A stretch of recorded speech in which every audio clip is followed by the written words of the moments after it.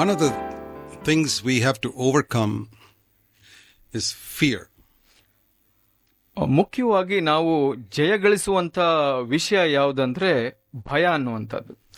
Fear comes to all human beings. ಎಲ್ಲ ಮನುಷ್ಯನಿಗೂ ಭಯ ಬರುತ್ತೆ, whether you're poor or rich. ಬಡವನಾಗಿದ್ರು ಶ್ರೀಮಂತನಾಗಿದ್ರು. Some people think, if only I have money, all my problems are solved. ಕೆಲವರು ಈ ತರ ಯೋಚನೆ ಮಾಡ್ತಾರೆ, ನನ್ನ ಹತ್ರ ಹಣ ಇದ್ರೆ ಸಾಕು, ನನ್ನ ತೊಂದರೆಗಳೆಲ್ಲ ಹೋಗುತ್ತೆ ಅಂತ. Ask rich people, they have more fears than the poor people. ನೀವು ಆ ಶ್ರೀಮಂತರನ್ನ ಹೋಗಿ ಕೇಳಿದ್ರೆ ಅವರಿಗೆ ಬಡವರಿಗಿಂತ ಹೆಚ್ಚಾದ ಭಯ ಇರುತ್ತೆ. They are worried somebody may steal their property. ಅವ್ರಿಗೆ ಭಯ ಇರುತ್ತೆ, ನಮ್ಮ ಆಸ್ತಿಯನ್ನ ಯಾರೋ ಕಳ್ತನ ಮಾಡಬಹುದು, lose their money. ಅವರು ನಮ್ಮ ಹಣನ ಎತ್ಕೊಳ್ಬಿಡ್ಬೋದು, ಉಪಯೋಗಿಸಬಹುದು. And even the big ministers and all, they always have to have somebody with a gun around them because somebody may kill them. ಈ ದೊಡ್ಡ ರಾಜಕೀಯ ವ್ಯಕ್ತಿಗಳನ್ನ ನೋಡಿದ್ರೆ ಅವ್ರ ಜೊತೆ ಬಂದೂಕುಗಳನ್ನ ಇಟ್ಕೊಂಡು ಸುತ್ತ ರಕ್ಷಣೆ ಮಾಡುವಂತವ್ರು ಇರಬೇಕು, ಯಾಕಂದ್ರೆ ಅವ್ರನ್ನ ಸಾಯಿಸಿ. See how free we are. We don't need any security people around us. ನಾವು ನೋಡಿ ಎಷ್ಟು ಸ್ವತಂತ್ರವಾಗಿದ್ದೀವಿ, ನಮ್ಗೆ ಯಾರು ರಕ್ಷಣೆ ಮಾಡ್ಲಿಕ್ಕೆ ಬೇಕಾಗಿಲ್ಲ. We can come freely, go freely anywhere. ನಾವು ಸ್ವತಂತ್ರವಾಗಿ ಬರಬಹುದು, ಹೋಗಬಹುದು. So don't think if you have more money, high position, you'll be free from fear. ನೀವು ಹಣ ಇದ್ರೆ, ದೊಡ್ಡ ಅಧಿಕಾರದಲ್ಲಿದ್ರೆ ನಿಮಗ್ ಭಯ ಇರೋದಿಲ್ಲ ಅಂತ ಅನ್ಕೊಳ್ಬೇಡಿ. I'll tell you how you can be free from fear. ನಾನು ಹೇಳ್ತೀನಿ ನೀವು ಭಯದಿಂದ ಹೇಗೆ ಸ್ವತಂತ್ರ ಆಗಿರ್ಬೋದು ಅಂತ. Let me show you verse in 1 John 4. 1 ಯೋಹನ 4 ಒಂದು ವಚನವನ್ನ ತೋರಿಸ್ತೀನಿ ನಿಮ್ಗೆ.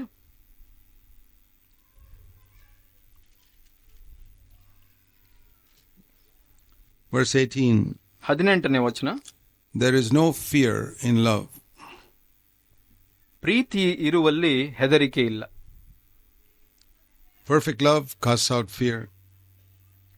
ಪೂರ್ಣ ಪ್ರೀತಿಯು ಹೆದರಿಕೆಯನ್ನು ಹೊರಡಿಸಿ ಬಿಡುತ್ತದೆ. The last part of verse 18, the one who fears is not perfected in love. ಹೆದರಿಕೆ ಯಾತನೆಯನ್ನು ಹೊಂದುತ್ತಾ ಇರುವುದು ಪ್ರೀತಿಯನ್ನು ಹೆದರುವವನು ಪ್ರೀತಿಯಲ್ಲಿ ಸಿದ್ಧಿಗೆ ಬಂದವನಲ್ಲ ಅಂತ ಹೇಳಿದ್ರು. Now this has got two meanings. ಇದರಲ್ಲಿ ಎರಡು ಅರ್ಥ ಇದೆ. In the middle of verse 18 it says fear involves punishment. ಯಾತನೆಯನ್ನು ಹೊಂದುತ್ತದೆ ಅಂತ. The fear, God may punish me. ಒಂದು ತರದ ಭಯ ಏನಂದ್ರೆ ದೇವರು ನನಗೆ ಶಿಕ್ಷಿಸಬಹುದು ಅನ್ನೋ ಭಯ. That is the first fear that must go. ಆ ಒಂದು ಭಯ ಮೊದಲನೇದಾಗಿ ಹೋಗ್ಬೇಕು ನಮ್ಮ ಜೀವಿತದಿಂದ. How to get rid of the fear that God may punish me? ಹೇಗೆ ಆ ಭಯವನ್ನ ತೆಗೆದು ಬಿಡೋದು, ದೇವರು ಶಿಕ್ಷಿಸ್ತಾರೆ ಅನ್ನೋ ಭಯವನ್ನ? Is a little child afraid that his father may kill him? ಒಂದು ಚಿಕ್ಕ ಮಗುವನ್ನು ನೋಡಿ ಅದು ಭಯ ಪಡುತ್ತಾ, ನನ್ನ ತಂದೆ ಕೊಂದು ಬಿಡ್ತಾರೆ ನನ್ನ ಅಂತ? We must be established on one foundation, that God loves us perfectly. ನಾವು ಒಂದು ಅಸ್ಥಿವಾರದಲ್ಲಿ ನೆಲೆಗೊಂಡಿರಬೇಕು. ಅದು ಯಾವುದು ಅಂದ್ರೆ ದೇವರು ನಮ್ಮನ್ನ ಪ್ರೀತಿಸ್ತಾರೆ ಅಂತ. If you don't believe this, you'll be like a man who's building a house without a foundation. ನೀವು ಈ ಸತ್ಯವನ್ನ ನಂಬಿಲ್ಲ ಅಂದ್ರೆ ಒಬ್ಬ ಮನುಷ್ಯ ಅಸ್ಥಿವಾರವಿಲ್ಲದೆ ಮನೆ ಕಟ್ಟಿದ್ರ. I've been a believer for 52 years. ನಾನು ಒಬ್ಬ ವಿಶ್ವಾಸಿಯಾಗಿ 52 ವರ್ಷಗಳಾಯ್ತು. I need this foundation even today. ನನಗೆ ಈ ಅಸ್ಥಿವಾರ ಇವತ್ತು ಕೂಡ ಅವಶ್ಯಕತೆ ಇದೆ. That I have a Father in heaven who cares for me. ನನಗೆ ಒಬ್ಬ ತಂದೆ ಇದ್ದಾನೆ ಪರಲೋಕದಲ್ಲಿ, ಆತ ನನಗಾಗಿ ಚಿಂತಿಸ್ತಾನೆ ಅಂತ. God does not want us to live in fear. ದೇವರು ನಾವು ಭಯದಲ್ಲಿ ಜೀವಿಸಬೇಕು ಅಂತ ಬಯಸಲ್ಲ. See, Jesus said, ಇಲ್ಲಿ ಯೇಸು ಹೇಳಿದ್ರು, Matthew chapter 6, ಮತ್ತಾಯ 6 3 times he said something. 3 ಸಲ ಇಲ್ಲಿ ಹೇಳ್ತಾರೆ ಒಂದು ವಿಷಯ. Within about 10 verses, he repeated it 3 times. ಈ ಒಂದು 10 ವಚನಗಳಲ್ಲಿ 3 ಸಲ ಅದನ್ನ ಮತ್ತೆ ತಿರುಗಿ ಹೇಳ್ತಾರೆ. Supposing you get a letter from your father and in one page he repeats something 3 times. ನಿಮಗೆ ನಿಮ್ಮ ತಂದೆಯಿಂದ ಒಂದು ಪತ್ರ ಬರುತ್ತೆ, ಅದರಲ್ಲಿ ಒಂದೇ ಒಂದು ಪುಟದಲ್ಲಿ 3 ಸಲ ಹೇಳಿದ್ದೇ ವಿಷಯ ಹೇಳ್ತಾರೆ ಅಂದ್ರೆ ಯೋಚನೆ ಮಾಡಿ. That must be important. ಹಾಗಿದ್ರೆ ಅದು ಬಹಳ ಮುಖ್ಯವಾದ ವಿಷಯ ಅಂತ. What does he say? Matthew 6 verse 25. 6:25 ಏನು ಹೇಳುತ್ತೆ? Do not be anxious ಇಲ್ಲಿ ಚಿಂತೆ ಮಾಡಬೇಡಿರಿ. Again in verse 31, 31ನೇ ವಚನದಲ್ಲಿ do not be anxious. ಚಿಂತೆ ಮಾಡಬೇಡಿರಿ ಅಂತ. Verse 34, 34ನೇ ವಚನದಲ್ಲಿ ನೋಡಿ, do not be anxious. ಚಿಂತೆ ಮಾಡಬೇಡಿರಿ. The same God who said don't murder ಈ ದೇವರು ಕೊಲೆ ಮಾಡಬೇಡ ಅಂತ ಹೇಳಿದಂತ ದೇವರು said don't be anxious. ಇಲ್ಲಿ ಹೇಳ್ತಾರೆ ಚಿಂತೆ ಮಾಡಬೇಡಿ ಅಂತ. Same God who said don't commit adultery said don't be anxious. ವ್ಯಭಿಚಾರ ಮಾಡಬೇಡ ಅಂತ ಹೇಳಿದಂತ ದೇವರು ಇಲ್ಲಿ ಹೇಳ್ತಾರೆ ಚಿಂತೆ ಮಾಡಬೇಡಿ ಅಂತ. How many times are you permitted to commit murder in a week? ಒಂದು ವಾರದಲ್ಲಿ ನೀವು ಎಷ್ಟು ಸಲ ಒಂದು ಕೊಲೆಯನ್ನು ಮಾಡಬಹುದು? Can you say only once a week I kill somebody? ನೀವು ಹೇಳ್ತೀರಾ ನಾನು ಒಂದ್ ಸಲನೇ ಕೊಲೆ ಮಾಡ್ತೀನಿ ಒಂದು ವಾರದಲ್ಲಿ ಅಂತ? Or I commit adultery only once a week, not very often. ನಾನು ಒಂದು ವಾರದಲ್ಲಿ ಒಂದೇ ಸಲ ವ್ಯಭಿಚಾರ ಮಾಡ್ತೀನಿ, ಹೆಚ್ಚಲ್ಲ ಅಂತ. What about anxious? You say I'm anxious only once a week. ನೀವು ಹೇಳ್ತೀರಾ ನಾನು ಒಂದೇ ಸಲ ಚಿಂತೆ ಮಾಡ್ತೀನಿ ವಾರದಲ್ಲಿ ಅಂತ? Don't murder. ಕೊಲೆ ಮಾಡಬೇಡ. Don't commit adultery. ವ್ಯಭಿಚಾರ ಮಾಡಬೇಡ. Don't be anxious. ಚಿಂತೆ ಮಾಡಬೇಡ. Who said these three things? ಈ ಮೂರು ವಚನಗಳನ್ನು ಯಾರು ಹೇಳಿದ್ದು? Same God. ಅದೇ ದೇವರು.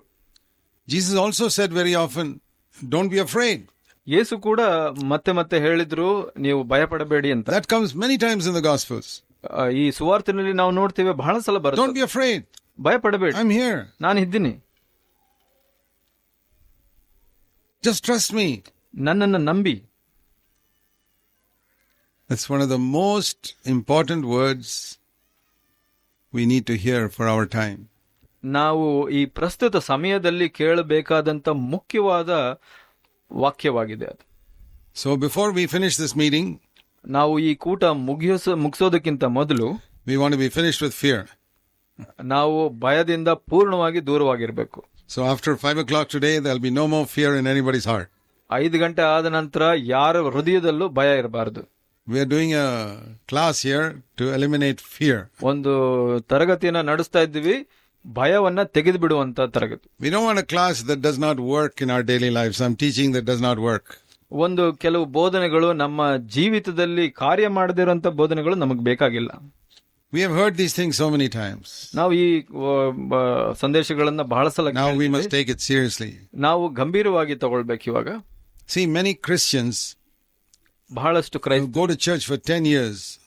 ಸಭೆಗೆ 10 ವರ್ಷಗಳ ಹೋಗ್ತಾ ಇರ್ತಾರೆ. And they don't get rid of some of these fears. ಈ ಕೆಲವು ಭಯಗಳಿಂದ ದೂರವಾಗಿರಲ್ಲ ಅವರು. It's like going for 10 years to a school to study swimming and you still have not learned how to swim. ಇದು ಹೇಗೆ ಅಂದ್ರೆ ಒಂದು 10 ವರ್ಷ ನೀವು ಈಜು ಕಲೀಲಿಕ್ಕೆ ಹೋಗ್ಬಿಟ್ಟು ಈಜೇ ಬರದೇ ಇರೋ ತರ. I say, how many years you've been going to the school swimming class? ನೀನು ಈ ಈಜು ಕಲೀಲಿಕ್ಕೆ ಎಷ್ಟು ವರ್ಷಗಳಿಂದ ಹೋಗ್ತಾ ಇದೀಯಾ? 10 years. 10 ವರ್ಷ. Every Sunday. ಪ್ರತಿ ಭಾನುವಾರ. You still don't know how to swim. ಇನ್ನೂ ಗೊತ್ತಿಲ್ಲ ಈಜಲಿಕ್ಕೆ. Then you have some useless teachers in that school. ಹಾಗಿದ್ರೆ ಅಲ್ಲಿ ನಿಮಗೆ ಕಲಿಸುವಂತ ಅಧ್ಯಾಪಕ ಸರಿ ಇಲ್ಲ ಅಂತ ಆಯ್ತು. I mean, little children in 6 months they learn how to swim. ಚಿಕ್ಕ ಮಕ್ಕಳು 6 ತಿಂಗಳಲ್ಲೇ ಕಲ್ತು ಬಿಡ್ತಾರೆ. It's not easy. ಸುಲಭವಲ್ಲ. Going to the river you'll fall down. ನೀವು ನದಿಯಲ್ಲಿ ಹೋದ್ರೆ ಮುಳುಗೋಗ್ಬಿಡ್ತೀರಾ. You have to learn how to swim. ಕಲಿಯೋದು ಈಜೋದು ಹೇಗೆ ಅಂತ ಕಲಿಬೇಕು. So we must learn how to overcome fear. ಹಾಗೆ ನಾವು ಭಯವನ್ನ ಜಯಿಸೋದು ಕೂಡ ಕಲಿಬೇಕು. I'll tell you why it is important. ಯಾಕೆ ಅದು ಮುಖ್ಯ ಅಂತ ನಾನು ಹೇಳ್ತೀನಿ. First of all, being afraid that God will punish me. ಮೊದಲನೇದಾಗಿ ದೇವರು ನನ್ನ ಶಿಕ್ಷಿಸ್ತಾರೆ ಅನ್ನೋ ಭಯ. That means you don't really believe that God is your own father. ಅದರ ಅರ್ಥ ಏನಂದ್ರೆ ನೀವು ನಿಜವಾಗಿ ನಂಬೋದಿಲ್ಲ ದೇವರು ನಿಮ್ಮ ತಂದೆ ಅಂತ. Now let me take a story. Let me make a story and you'll understand it. ನಾನು ಒಂದು ಕತೆ ರೂಪವಾಗಿ ಹೇಳ್ತೀನಿ, ಆವಾಗ ನಿಮ್ಗೆ ಅರ್ಥ ಆಗುತ್ತೆ. Supposing in one home, ಒಂದು ಮನೆಯಲ್ಲಿ there's a 5-year-old boy. 5 ವರ್ಷದ ಒಬ್ಬ ಮಗ. Real son of the parents. ಆ ತಂದೆ ತಾಯಿಗೆ ಒಬ್ಬ ಮಗ. But because he was the only son, ಅವನು ಒಬ್ಬನೇ ಮಗನಾಗಿದ್ದರಿಂದ they went to an orphanage and adopted another 5-year-old boy. ಒಂದು ಅನಾಥಾಲಯಕ್ಕೆ ಹೋಗಿ ಒಂದು ಮಗುವನ್ನ ದತ್ತುವಾಗಿ ತೆಗೆದುಕೊಂಡು to be a friend. ಅದ್ರ ಜೊತೆಲಿ ಇರ್ಲಿಕ್ಕೆ. And they treated the same. ಅವರಿಬ್ರನ್ನು ಒಂದೇ ಕ್ರಮನಾಗಿ ನೋಡ್ಕೊಂಡ್ರು. Okay. One day the real son, ಒಂದ್ ದಿವಸ ನಿಜವಾದ he ಮಗ breaks some expensive plate. ಒಂದು ಬೆಲೆ ಬಾಳುವಂತ ಒಂದು ತಟ್ಟೆಯನ್ನ ಮುರಿದಾಕ್ಬಿಡ್ತಾನೆ. But the father says, okay, don't worry. ಆ ತಂದೆ ಹೇಳ್ತಾನೆ ಪರವಾಗಿಲ್ಲ ಬಿಟ್ಬಿಡು ಅಂತ. So he goes to sleep peacefully. ಶಾಂತಿಯಿಂದ ಹೋಗಿ ಮಲ್ಕೊಂಡ್ ಬಿಡ್ತಾನೆ ಸಮಾಧಾನ. But the other son who was brought from the orphanage, ಒಬ್ಬ ಅನಾಥಾಲಯದಿಂದ ತಂದಂತ ಮಗ, he breaks a plate. ಅವನು ಕೂಡ ಒಂದು ತಟ್ಟೆಯನ್ನ ಮುರಿದಾಕ್ತಾನೆ. And he knows what happens in the orphanage if he breaks a plate. ಅವನು ಗೊತ್ತಿರುತ್ತೆ ಅನಾಥಾಲಯದಲ್ಲಿ ಏನ್ ಮಾಡ್ತಾರೆ ತಟ್ಟೆ ಮುರಿದ್ರೆ ಅಂತ. That director will shout at them and all types of things. ಅವ್ರ ವ್ಯವಸ್ಥಾಪಕ ಅವನು ಬೈತಾನೆ ಹೊಡಿತಾನೆ ಹಾಗೆ. So now when this father says, it's okay, don't worry. ಆದ್ರೆ ಈ ತಂದೆ ಹೇಳ್ತಾನೆ ಪರವಾಗಿಲ್ಲ ಚಿಂತೆ ಮಾಡ್ಬೇಡ ಹೋಗು ಅಂತ. My other son also broke it, it's all right. ಇನ್ನೊಬ್ಬ ಮಗ ಕೂಡ ಮುರಿದ, ನೀನು ಹೋಗು ಅಂತ ಹೇಳ್ತಾನೆ. But if you go to the bedroom at night, ಆದ್ರೆ ನೀವು ಆ ಒಂದು ಮಲಗೋ ಕೋಣೆಗೆ ಹೋಗಿ ನೋಡಿದ್ರೆ this orphanage boy is sitting in fear. ಈ ಅನಾಥಾಲಯದಿಂದ ಬಂದಂತ ಮಗು ಭಯದಲ್ಲಿ ಕುಳಿತುಕೊಂಡೆ. If you go to ask him, why are you afraid? ನೀವು ಹೋಗಿ ಕೇಳಿದ್ರೆ ಯಾಕೆ ಭಯ ಪಡ್ತಾ ಇದೀಯಾ? I broke one plate today. ನಾನು ಒಂದು ತಟ್ಟೆ ಮುರಿದಾಕ್ಬಿಟ್ಟೆ. I don't know what this father will do, whether he'll send me back to the orphanage. ನನಗೆ ಗೊತ್ತಿಲ್ಲ ಈ ತಂದೆ ಏನ್ ಮಾಡ್ತಾನೋ, ನಾನು ಮತ್ತೆ ಅನಾಥಾಲಯಕ್ಕೆ ಕಳಿಸ್ಬಿಡ್ಬೋದು ಅಂತ. Why is it the other son has no fear? ಯಾಕೆ ಇನ್ನೊಬ್ಬ ಮಗನಿಗೆ ಭಯನೇ ಇಲ್ಲ? He is sleeping peacefully. ಅವನು ಸಮಾಧಾನದಿಂದ ಮಲ್ಕೊಂಡ್ಬಿಟ್ಟಿದ್ದಾನೆ. Both did the same thing. ಇಬ್ರು ಒಂದೇ ಕೆಲಸ ಮಾಡಿದ್ರು. But this one has a fear. ಈತನಿಗೆ ಭಯ ಇದೆ. One is a real son. ಒಬ್ಬ ನಿಜವಾದ ಮಗನಾಗಿದ್ದಾನೆ. The other is just brought in from an orphanage. ಇನ್ನೊಬ್ಬ ಅನಾಥಾಲಯದಿಂದ ತರಿಸಲ್ಪಟ್ಟವನು. I want to ask you. ನಾನ್ ನಿಮ್ಗೆ ಕೇಳ್ತೀನಿ ಇವಾಗ. Are you a real child of God? Or did God pick you up in some orphanage and make you his child? ಇವಾಗ ನಾನ್ ನಿಮಗೆ ಪ್ರಶ್ನೆ ಕೇಳ್ತೀನಿ, ನೀವು ನಿಜವಾದ ದೇವರ ಮಗನ ಅಥವಾ ನೀವು ಅನಾಥಾಲಯದಿಂದ ಬಂದಂತ ಮಗನ? Orphanage means you grew up in some church and they put some sprinkled water on your head or did something and say you're a child of God. ಅನಾಥಾಲಯ ಅಂದ್ರೆ ನೀವು ಒಂದು ಸಭೆಗೆ ಹೋಗ್ತಾ ಇದ್ದೀರಾ, ಅಲ್ಲಿ ನಿಮ್ಮ ಮೇಲೆ ನೀರನ್ನ ಚುಮುಕಿಸಿ ನೀನು ದೇವರ ಮಗು ಅಂತ ಹೇಳ್ಬಿಟ್ಟು ಕಳಿಸ್ಬಿಟ್ಟಿರ್ತಾರೆ. They are not bad churches. Some churches are very good orphanages. ಅದು ಕೆಟ್ಟ ಸಭೆ ಅಲ್ಲ, ಬಹಳ ಒಳ್ಳೆ ಅನಾಥಾಲಯ ಅದು. God does not have any adopted children. ದೇವರು ದತ್ತು ಪಡೆದಂತ ಮಕ್ಕಳನ್ನ ಇಟ್ಕೊಂಡಿಲ್ಲ. Only real children. ನಿಜವಾದ ಮಕ್ಕಳನ್ನ ಮಾತ್ರ ಇಟ್ಕೊಂಡಿದ್ದಾರೆ. See what it says in John chapter 1 verse 12. ಯೆಹೋವನ ಅಧ್ಯಾಯ 1:12 ನೋಡೋಣ ನಾವು. It says that those who received Jesus Christ, he gave them the right to become children of God. ಯಾರು ಆತನನ್ನು ಅಂಗೀಕರಿಸಿದರೋ, ಅಂದರೆ ಆತನ ಹೆಸರಿನಲ್ಲಿ ನಂಬಿಕೆ ಇಟ್ಟರೋ, ಅವರಿಗೆ ದೇವರ ಮಕ್ಕಳಾಗುವ ಅಧಿಕಾರ ಕೊಟ್ಟನು. That adhikaram is a very strong word. ಆ ಅಧಿಕಾರ ಅನ್ನೋದು ಬಹಳ ಬಲವಾದ ಶಬ್ದವಾಗಿದೆ. I have a right. ನನಗೆ ಆ ಒಂದು ಹಕ್ಕಿದೆ. You know, in voting time we say we have a right to vote because I am a citizen. I've got this voter's ID card. ನಾವು ವೋಟ್ ಮಾಡುವಾಗ, ಮತದಾನ ಚಲಾಯಿಸುವಾಗ ನಮಗೆ ಒಂದು ಹಕ್ಕಿರುತ್ತಲ್ಲ, ನನಗೆ ಕಾರ್ಡ್ ಇದೆ, ನಾನು ಮತ ಚಲಾಯಿಸ್ತೀನಿ ಅಂತ. It's a right. Nobody can push you out saying you can't vote. ಅದು ಒಂದು ಹಕ್ಕು, ನಿಮ್ಮನ್ನ ತಳ್ಬಿಡಕ್ಕಾಗಲ್ಲ ಯಾರು ನೀನು ಮತ ಚಲಾಯಿಸ್ಲಿಕ್ಕೆ ಆಗಲ್ಲ ಅಂತ. If you have a train ticket, you have a right to travel in that train. ನೀವು ಒಂದು ಟ್ರೈನ್ ನಲ್ಲಿ ಟಿಕೆಟ್ ತಗೊಂಡ್ರೆ ನಿಮ್ಗೆ ಅಧಿಕಾರ ಇದೆ, ಹಕ್ಕಿದೆ ಹೋಗ್ಲಿಕ್ಕೆ. It's a strong word. ಅದು ಬಹಳ ಬಲವಾದ ಶಬ್ದವಾಗಿದೆ. See, if a policeman stands in the junction, ಒಬ್ಬ ಪೊಲೀಸ್ ಅಧಿಕಾರಿ ಒಬ್ಬ ಒಂದು ಟ್ರಾಫಿಕ್ ಜಂಕ್ಷನ್ ನಲ್ಲಿ ನಿಂತ್ಕೊಂಡಿರ್ತಾನೆ, his hand and says stop. ಅವನು ಒಂದು ವಾಹನಕ್ಕೆ ನಿಂತ್ಕೊ ಅಂತ ಹೇಳ್ತಾನೆ. Even these big trucks have to stop. ದೊಡ್ಡ ದೊಡ್ಡ ಟ್ರಕ್ ಲಾರಿಗಳು ಬಂದ್ರು ನಿಲ್ಬೇಕು. That is authority. ಅದು ಒಂದು ಅಧಿಕಾರ. It says here we got authority. God gave us authority to be children of God. ಇಲ್ಲಿ ಹೇಳುತ್ತೆ, ನಮಗೆ ದೇವರು ನಮಗೆ ಅಧಿಕಾರವನ್ನ ಕೊಟ್ಟಿದ್ದಾರೆ ದೇವರ ಮಕ್ಕಳಾಗಲಿಕ್ಕೆ ಅಂತ. So that is the first thing you need to know. ಇದು ಮೊದಲನೇದಾಗಿ ನೀವು ತಿಳ್ಕೊಳ್ಬೇಕು. Not just you change your name or change your religion. ನೀವು ನಿಮ್ಮ ಧರ್ಮವಾಗಲಿ ನಿಮ್ಮ ಹೆಸರನ್ನಾಗಲಿ ಬದಲಾಯಿಸೋದು ಮಾತ್ರ ಅಲ್ಲ. That is useless. ಅದು ಪ್ರಯೋಜನಕ್ಕಿಲ್ಲದೆ ಇರುವಂತದ್ದು. I always tell people when I preach the gospel to them, ನಾನು ಸುವಾರ್ತೆನೆ ಹೇಳುವಾಗ ಜನರಿಗೆ ಹೀಗೆ ಹೇಳ್ತೀನಿ, I am not trying to change your religion. ನಾನು ನಿಮ್ಮ ಧರ್ಮವನ್ನು ಬದಲಾಯಿಸ್ತಾ ಇಲ್ಲ ಇಲ್ಲಿ. I am not trying to make you come to some church. ನಾನು ನಿಮ್ಮ ಒಂದು ಸಭೆಗೆ ಬರ್ಲಿಕ್ಕೆ ಹೇಳ್ತಾ ಇಲ್ಲ. I am trying to lead you to God. ನಾನು ನಿಮ್ಮನ್ನ ದೇವರ ಕಡೆಗೆ ನಡೆಸ್ತಾ ಇದ್ದೀನಿ. Not my church. ನನ್ನ ಸಭೆಗಲ್ಲ. My church cannot save anybody. ನನ್ನ ಸಭೆ ಯಾರನ್ನು ರಕ್ಷಿಸೋದಕ್ಕೆ ಸಾಧ್ಯ ಇಲ್ಲ. My church did not die for anybody's sins. ನನ್ನ ಸಭೆ ಯಾರ ಪಾಪಕ್ಕಾಗಿ ಸತ್ತಿಲ್ಲ. Jesus Christ died for the sins of the world. ಯೇಸು ಸ್ವಾಮಿ ಲೋಕದ ಪಾಪಕ್ಕಾಗಿ ಸತ್ತ. I am trying to lead you to that Jesus. ಆ ಒಂದು ಯೇಸು ಹತ್ರ ನಿಮ್ಮನ್ನ ನಡೆಸ್ತಾ ಇದ್ದೀನಿ. If you receive him, ಆತನನ್ನ ಸ್ವೀಕರಿಸಿದ್ರೆ you have the authority to be a child of God. ನಿಮಗೆ ಆ ದೇವರ ಮಗನಾಗುವಂತ ಮಗಳಾಗುವಂತ ಅಧಿಕಾರವಿರುತ್ತೆ. Come to Almighty God and call him Daddy. ನೀವು ಸರ್ವಶಕ್ತ ದೇವರ ಹತ್ರ ಬಂದ್ಬಿಟ್ಟು ಅಪ್ಪ ಅಂತ ಕರಿಬಹುದು. In the Old Testament they could not do that. ಹಳೆಯ ಒಡಂಬಡಿಕೆಯಲ್ಲಿ ಹಾಗೆ ಮಾಡ್ಲಿಕ್ಕೆ ಸಾಧ್ಯ ಇಲ್ಲ. God was like the big manager of a huge factory with 100,000 employees. ದೊಡ್ಡ 10,000 1,00,000 ಜನರಿರುವಂತ ಒಬ್ಬ ಕಾರ್ಖಾನೆಯ ಅಧಿಕಾರಿ ತರ ಇದ್ದಿದ್ದು ಹಳೆ ಒಡಂಬಡಿಕೆ. Think of some big factory here that has many employees. ಒಂದು ದೊಡ್ಡ ಕಾರ್ಖಾನೆಯನ್ನ ನೆನೆಸ್ಕೊಳ್ಳಿ, ಅಧಿಕಾರದಲ್ಲಿ You cannot go to the top manager. ಅಲ್ಲಿ ದೊಡ್ಡ ಅಧಿಕಾರಿ ಹತ್ರ ನೀವು ಹೋಗ್ಲಿಕ್ಕೆ ಆಗಲ್ಲ. That's how it was in the Old Testament. ಹಾಗೆ ಹಳೆ ಒಡಂಬಡಿಕೆಯಲ್ಲಿ ಇದ್ದಿದ್ದು. Even Moses, Elijah, they could not go so easily to God. ಮೋಶೆ ಆಗ್ಲಿ ಎಲೈಷನ್ ಆಗ್ಲಿ ದೇವರ ಹತ್ರ ಅಷ್ಟು ಸುಲಭವಾಗಿ ಹೋಗ್ಲಿಕ್ಕೆ ಆಗಿಲ್ಲ. I'll prove it to you. ನಾನ್ ನಿಮಗೆ ತೋರಿಸ್ತೀನಿ ಅದನ್ನ. Sometimes a king would come to a prophet in the Old Testament. ಒಬ್ಬ ರಾಜ ಒಬ್ಬ ಪ್ರವಾದಿ ಹತ್ರ ಬರ್ತಾನೆ ಒಂದೊಂದ್ಸಲ. And will ask him, what is God saying about this? ಅಲ್ಲಿ ಕೇಳ್ತಾನೆ, ದೇವರು ಈ ವಿಷಯದ ಬಗ್ಗೆ ಏನು ಹೇಳ್ತಾ ಇದ್ದಾರೆ ಅಂತ. The prophet said, I don't know, but you wait here. After 1 or 2 days, I can tell you. ಪ್ರವಾದಿ ಹೇಳ್ತಾನೆ, ನನಗ್ ಗೊತ್ತಿಲ್ಲ ಇವಾಗ, ನೀನ್ ಇಲ್ಲಿರು, ನಂತರ 1-2 ದಿವಸದ ನಂತರ ನಿನಗೆ ಹೇಳ್ತೇನೆ. Even the prophet could not contact God straight away. ಪ್ರವಾದಿ ಕೂಡ ನೇರವಾಗಿ ಸಂಬಂಧ ಬೆಳೆಸಲಿಕ್ಕೆ ಆಗ್ತಾ ಇರಲಿಲ್ಲ ದೇವರ ಹತ್ರ. He had to wait. ಕಾಯ್ಬೇಕಾಗಿತ್ತು. He had to wait for an interview with the manager of the universe. ಒಂದು ಲೋಕದ ಅಧಿಕಾರಿ ಹತ್ರ ಒಂದು ಸಂದರ್ಶನಕ್ಕಾಗಿ ಕಾಯ್ಬೇಕಾಗಿತ್ತು. But a child doesn't have to do that. ಆದ್ರೆ ಮಗು ಆತರ ಮಾಡೋ ಅವಶ್ಯಕತೆ ಇಲ್ಲ. If somebody asks my son, what does your dad think about this? ನನ್ ಮಗನಿಗೆ ಯಾರಾದ್ರೂ ಕೇಳಿದ್ರೆ ನಿಮ್ ತಂದೆ ಏನ್ ಅನ್ಕೊಂತಾರೆ ಈ ವಿಷಯದಲ್ಲಿ ಅಂತ, He'll say, oh, I'll call up my dad right now. I'll tell you in 2 minutes.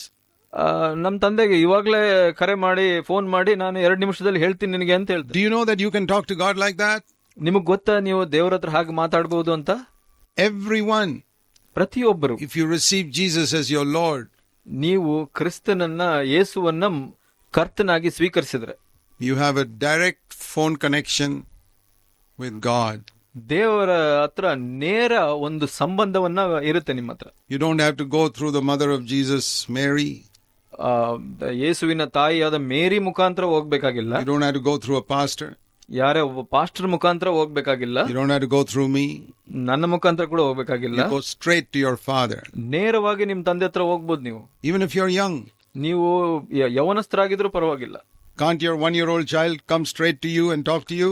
ನಿಮ್ಮ 1 ವರ್ಷದ ಮಗು ನೇರವಾಗಿ ಬಂದು ಮಾತಾಡಲ್ಲ ನಿಮ್ಮ ಹತ್ರ? Like that we can go to God directly. ಹಾಗೆ ನಾವು ದೇವರ ಹತ್ರ ನೇರವಾಗಿ ಹೋಗ್ಬೋದು. When I know God is my own father, ನಾನು ದೇವರು ನನ್ನ ಸ್ವಂತ ತಂದೆ ಅಂತ ಅರ್ಥ ಮಾಡ್ಕೊಂಡಾಗ, if you have confessed your sins, ನಿಮ್ಮ ಪಾಪವನ್ನು ಅರಿಕೆ ಮಾಡಿದ್ರೆ, and said, Lord Jesus, ಯೇಸು ಕರ್ತನೆ, you're the only one who died for my sins. ನೀನು ಒಬ್ಬನೇ ನನ್ನ ಪಾಪಕ್ಕಾಗಿ ಸತ್ತವನಾಗಿದ್ದೀಯ. You're the one who rose from the dead. ಪುನರುತ್ಥಾನದವನು ನೀನು ಒಬ್ಬನೇ. I want you to become my Lord. ನೀನು ನನ್ನ ಕರ್ತನಾಗ್ಬೇಕು ಅಂತ ನಾನು I ಬಯಸ್ತೇನೆ. want you to become my husband. ನನ್ನ ಗಂಡನಾಗ್ಬೇಕು ಅಂತ ಬಯಸ್ತೀನಿ ನಾನು. When he comes into your life, ನಿಮ್ಮ ಜೀವಿತದಲ್ಲಿ ಆತ ಬಂದಾಗ, by his Holy Spirit, ಆತನ ಆತ್ಮದ ಮುಖಾಂತರ, the Spirit will make you say to God, Daddy. ನಿಮ್ಮ ಆ ಆತ್ಮ ದೇವರಿಗೆ ಅಪ್ಪ ಅಂತ ಕರೆಯೋ ತರ ಮಾಡುತ್ತೆ. That's the most wonderful relationship that we can have with God. ಅದು ಒಂದು ಅದ್ಭುತ ಸಂಬಂಧ ನಾವು ದೇವರ ಜೊತೆ ಬೆಳೆಸ್ಕೊಳ್ಬಹುದು. Then like that story I told about that child. ನಾನು ಆ ಮಗುವಿನ ಒಂದು ಕಥೆಯನ್ನು ಹೇಳಿದೆ. Even if he broke something very valuable, ನೀವು ಒಂದು ಬೆಲೆಯುಳ್ಳದನ್ನ ಮುರಿದಾಕಿದ್ರು, that child will not be afraid. ಆ ಮಗು ಭಯದಲ್ಲಿರೋದಿಲ್ಲ. Because his father loves him. ಯಾಕಂದ್ರೆ ತಂದೆ ಆ ಮಗುವನ್ನ ಪ್ರೀತಿಸ್ತಾನೆ.